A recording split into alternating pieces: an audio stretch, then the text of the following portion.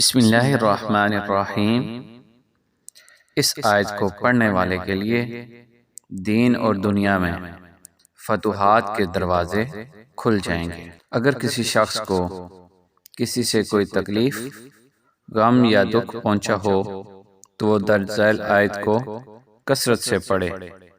इंशाअल्लाह उसके लिए दीन और दुनिया में फतूहात के दरवाजे खुल जाएंगे।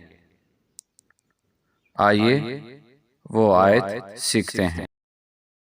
बिस्मिल्लाहिर्रहमानिर्रहीम।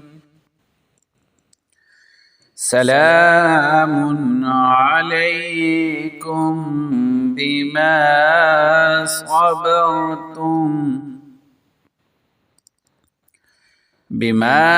सबरतुम फनिअम उक़बद्दार। सदक़ल्लाहुल अलीयुल अज़ीम।